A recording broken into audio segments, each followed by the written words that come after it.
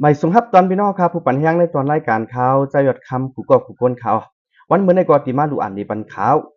ปางดูต้านลงซอมสารพร้อมผมพี่น้องใต้เมืองกอกปกกำเจ็ดในข่าวพอถึงมาวันที่1เดือน2ปี2เองไป26ตกแม่นเดือน3ม้วนในเมืองไทยอยู่ดีจุ่มปองการสังฆาไต้ลูกเห็นจันจอมเมืองกอกจนไทยแลตะกัดสถาติโฮมกันจัดเหตุปางดูต้านลงซอมสารพร้อมผมปกกำเจ็ดที่วัดใหม่ไต้เส้นทางสัตว์ทุประเด็จซอย44/1เจ็ด ยันนาวะเมืองกอกกรุงเทพจันไทย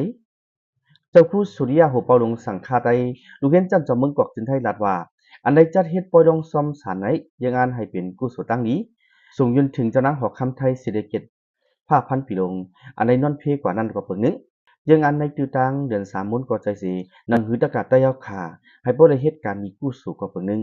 ยังอันให้เป็นตั้งนี้ตาหน้าปารามีคมกันก็เปิงนึงให้เป็นรองกำเทียมตั้งการเฮ็ดสังฆาไตเฮาขาอันมาเฮ็ดลิกอยู่ไว้ที่จันจอมเมืองไทยใน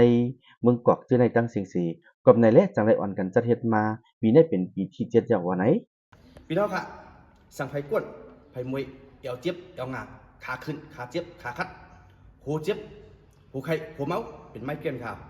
กินด้วยกาแฟสมเลยค่ะอันนี้เป็นฮักไม่สมเองเลยเฮ็ดไว้ค่ะพี่น้องค่ะอันนี้ก็กาขันมันกาค่ะ1ถุงเลยได้ก็283 บาทค่ะอ๋อในมันจะมีอยู่11ซองค่ะอ๋อเฮาค่ะจัดส่งปันพี่น้องเฮาค่ะกูดีกูตั้งเลยค่ะอ๋อ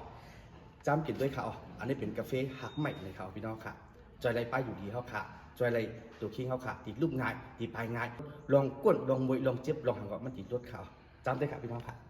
ปังดูต้านลงซ้อมสารพ่อมมเมืองกอกโปรแกรม7ในเขาย้ำกลางใน7โมงกับซ้อมสังฆาเจ้าย้ำกลางใน8โมงครึ่งต่อถึง10โมงครึ่งซ้ำตีปังลงซ้อมสังฆาเจ้าตีคอนตุ่มกันตีรูปดีเส้นตั้งตักใหม่ไปขึ้นมาคำเส้นตั้งลงสัตว์ทุประเด็จเข้ามาในซอย44/1ต่อประวัติถึงในวังวัดใหม่ได้เขาย้ำกลางวัน11โมงซ้ำกับซ้อมสังฆาเจ้าแลพอถึงมายามไว้วัน1โมงซ้ำดูต้านอยากนำมีในสังฆาเจ้าตีย่อมาตุงซ้อมสารมีอยู่2ปาก70ตนกบในเลยปองเลี้ยงถึงผู้มีน้ำใจเจตนาฝึกจินเข้าใส่กูหมู่กูจุมกูก็กูคนดังเสียงอ่อนกันมากเขาวมอยู่โฮมตันเฮ็ดสร้างตาหน้าปรามีปิญญาปรามีจอยแถมกันไปปิญญาสังฆาไตได้นำเสกัมในค่ะอ๋อสังตะกัดสตาไขหูโหยายแลดูต้านกูลองในจึงกับสืบกว่าทีหมายฟมเจ้าครูสุริยาโหเป่า062 212 722เจ้าครูแสงอินซอพิตาจำหูเป่า1 062 006 9550เจ้าครูวิลาซา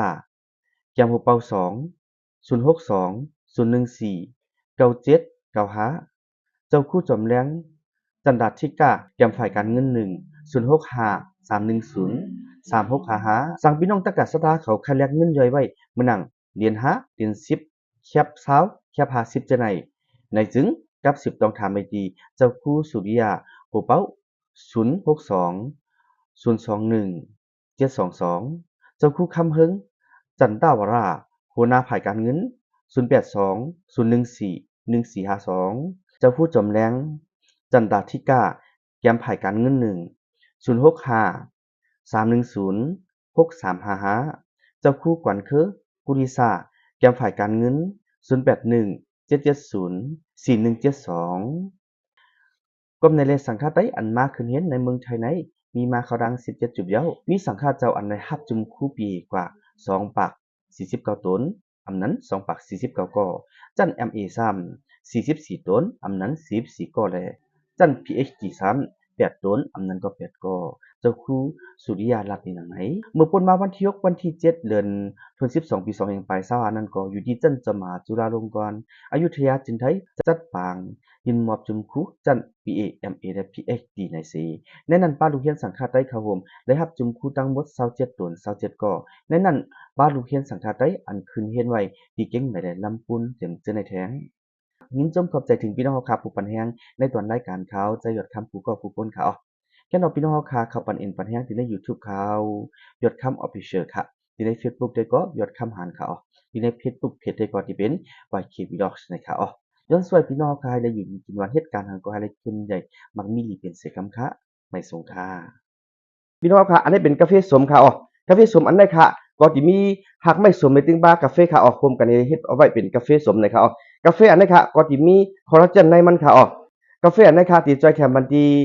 ดุบกับดุบตัวค่ะ จมหูเขาเฮาคาเลยสังจมนกสอเฮาคาเลยสังจมแอวเฮาคาเลยสังจมแอวเฮาคาเลยสังจมตูคิงเฮาคากล่องกัวเฮาคาเจียมจังได๋ค่ะบ่คากวดเฮาคามวยลูกหยาบนางหยาบไปหยาบกว่าหยาบในจริงบ่คากินอันไหนจริงมันก็ติกะจ้อยกำเทียมปันเฮาคาอันเจ็บอันมวยอันกวนอันคืนค่ะฉะนั้นกาค่ะมันก็ติกะจ้อยปันบ่พอเฮาคาโหเจ็บโหคืนโหไข้เป็นไม้เปลี่ยนเจียมจังได๋ก็มันก็ติกะจ้อยแทนบันเทิงค่ะ